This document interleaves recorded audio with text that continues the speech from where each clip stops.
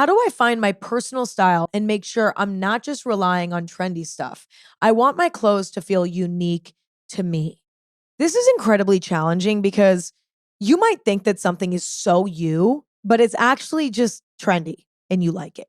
You know, it is very hard to figure out what you like because it feels like you and what you like because everybody else likes it. Like it's one of the hardest things to do in fashion, I think. And it's made even harder because sometimes things are trendy, but they also are genuinely you. A great example of that, I would say for me, would be like flats, like flat shoes. Not necessarily ballet flats. I don't really have any like traditional classic ballet flats with the bow because those are maybe a little bit less my style, but like a flat shoe in general. Flats are very trendy right now. And I hadn't really been wearing flats prior to them becoming trendy, but because they became trendy, I realized there are types of flats that I never really even thought about integrating into my wardrobe. But now that they're trendy and there's so many different types of like ballet flat adjacent shoes, I'm finding, oh, wait, there's actually ones out there that do feel like me. Maybe they're not a traditional ballet flat, but they're a flat shoe. And so I found myself within that trend. I have some flats. None of them are unique. They're all trendy. You can find so many people wearing them. But I am 100% confident that those are my style. Like I will wear those forever. They're very me. And yes, I discovered them through a trend, but I really do genuinely believe that they are me. So again, it's complicated because your judgment can become clouded by something being really popular. But I do have some tips I would say that can help with defining your own personal style so that you can strengthen your ability to figure out whether something's just trendy or if it's maybe trendy and it's something that feels like you. Number one, I would say take a break from the internet slash consuming fashion content. If you're really into it, take a break. Take like a month off. I know what you're thinking, Emma, that's unrealistic. No, it's not. You don't need to consume that kind of content. You don't need to go on social media. Even if it's your job, let's say you're a social media manager at a company, you still don't need to scroll. You can just post something and then leave. If you're really struggling with the pull of trends on the internet, put it away. Take a break. Could be 2 weeks, could be a month. Take a break and instead consume fashion content that isn't current, isn't so trendy right now. Go to the library, get a fashion book. I don't even know if libraries still exist. But if they do, go get a fucking library card and go to the library. I mean, no, you don't need to do that. You could look up runway outfits from 1995 and like scroll through if you want fashion content. You can find a fashion book. You can sit at a cafe and people watch people walking by. Yes, that still might be trendy because it's current. However, the internet is much more condensed and saturated with trends. Whereas in real life, if you sit at a cafe and you watch people walk by, you might see a few trendy people, but you're also going to see a lot of people who are not paying attention to what's in. They're doing their own thing. There's more people doing their own thing in the real world than online, I would argue, honestly, because the internet, there's a lot to gain from being in style. Whereas in real life, it's less important.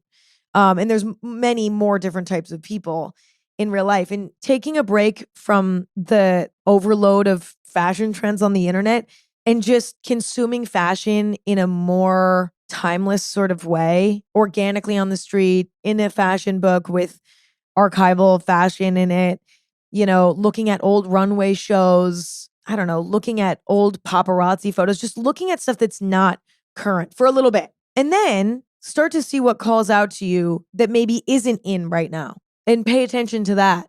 See how picking out outfits changes for you when you don't have the influence of current trends in your mind. You'll notice that you'll think about fashion differently and see what you learn in that experience. I think that can, again, just really help strengthen your sense of what you like if you're somebody who's consuming a lot of internet trendy content. Another tip I have is to shop at stores that are not curated. Vintage stores, thrift stores, online resellers, eBay, shit like that. When a store is not curated, when it's just a bunch of random stuff, you're forced to think for yourself. You're forced to pick something out that feels genuinely like you because when you're shopping at a trendy store, the trends are just handed to you. You don't even have to think. When you're shopping in a vintage store, at a thrift store, nothing is being handed to you on a silver platter. And that experience will, again, force you to figure out what feels like you because you're faced with so many different options. The only way to narrow things down is to figure out what you genuinely like. You're not being told what to like in a thrift store. You're being told what to like when you're at the mall.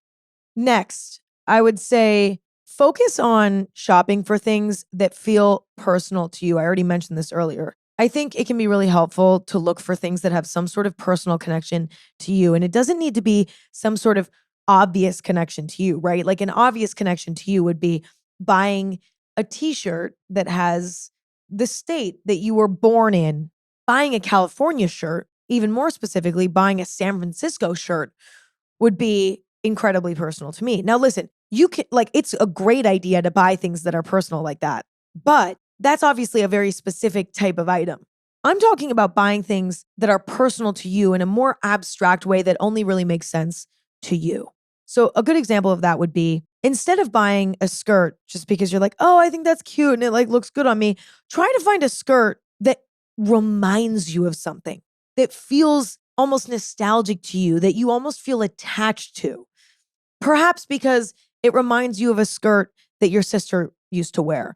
Perhaps because it reminds you of your favorite movie. Perhaps because the colors and the patterns on it make you feel the same way that your favorite song makes you feel. Now, I know again what you're thinking, Emma, this is so abstract. What the fuck are you talking about? Maybe I'm alone in this, but I will literally look at a piece of clothing and be like, oh, that reminds me of my favorite movie, Coraline. Or, oh, that shirt reminds me of my grandma, what she used to wear when she would go on the family's yearly vacation to Cape Cod. And I've seen photos of her wearing, a shirt like this. As often as you can, finding pieces that have some sort of abstract meaning to you is a good sign that it's you. My next piece of advice would be to style your clothes based on your own personal instinct and intuition instead of copying how other people style their clothes. When you go into your closet, try your best to like erase everything you've ever seen and just put something together that makes sense to you. Listen, we can never forget the fashion influence that we've consumed our entire life. Like, and I don't think we should, because I do think that that's actually educational and interesting and helpful. But I think if you're somebody who consumes a lot of trendy content online, you're going to have no problem like remembering what other people. It makes more sense to make the active decision to try to shut it out. Because even if you're shutting it out, there's still going to be a little bit left in there. You're not going into your closet forgetting like where your pants go. Like, oh, do I put these on my arms? Like, do you get what I'm saying? But instead, you're just trying to go in with a fresh, like, perspective, not with a plan in mind of like, oh, I saw this person doing this. Like, I'm going to try to do it. Think of yourself as a blank canvas and every single piece of clothing in your closet as like a raw material, and it could turn into anything you want it to turn into. You know what I'm saying? And last but not least, if you really want to lean into your personal style and you want to avoid trends, you have to be okay with being a little different. The entire ethos of the concept of personal style is that it's unique to you. And if something's unique to you, that means that no one else is doing it. And if no one else is doing it, then that means what you're doing is maybe a little bit weird. There are certain things about my personal style at this point that people don't like. They don't understand. They don't get it. They hate it. I obviously post a lot of my outfits on my Instagram.